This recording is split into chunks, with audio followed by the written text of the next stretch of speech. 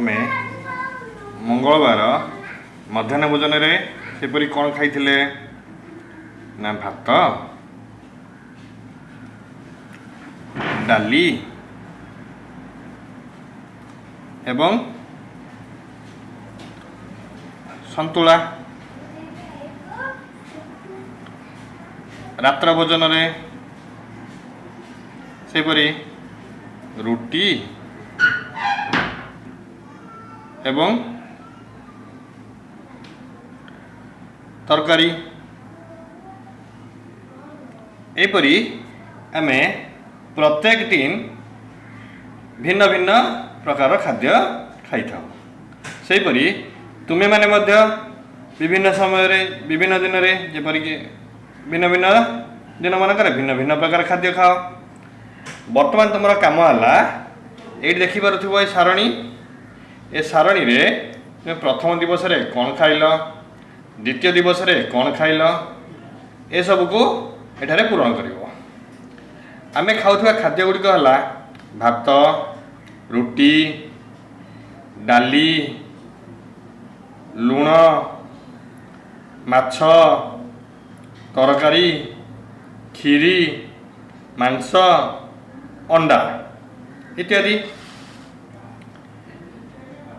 आमे सबुदिन समान प्रकार खाद्य खाइले कि ना? अच्छा, सबु पिला कौन सबुदिने एका प्रकार खाद्य खाती कि? जदि आमे ए खाउथिबा खाद्य को अनुध्यान करी एक तालिका करिबा ताले आमे जानिबा को पाइबा जे आमे समस्ते प्राय भात खाती। अच्छा, घरे भात किपरि रंधा जाए तुमे लक्ष्य करछ कि? भात तैयारी पाई कौन कौन आवश्यक?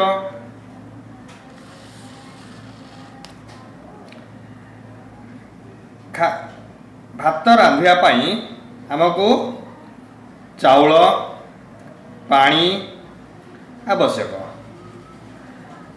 चाउल पानी रे चाउल पकाई रांधिले भात हुए।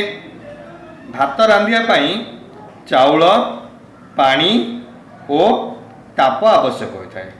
ये चाउल पानी एगुड़ी को कौन कह जाए ना खाद्यर उपादान। एमान कौन कहला खाद्यर उपादान। ए सब उपादान गुड़िक आमको मिले केउठू? देख, चाउल चाउल आमको केउठारे मिले ना धान रू मिले। धान आमको गछरू मिले। सेपरी पानी पानी कौन सी स्थान रू आमको आमको नदी पोखरी इत्यादि रू मिलता है, नलकूप।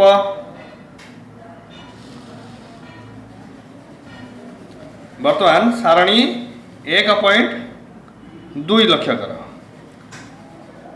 रुटी तैयारी पाई कौन कौन उपादान आवश्यक होची ना अटा पानी लुण।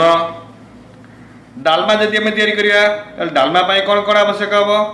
विभिन्न परिबा, नड़िया, डाली, तेल, लुण, पानी, पियाज, लंका, हलदी इत्यादि।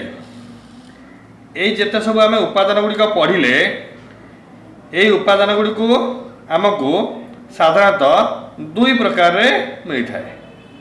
प्रथमतः यह प्राणी मान ठारू मिल थाई पारे, नचेत उद्भिद ठारू मिल थाई पारे।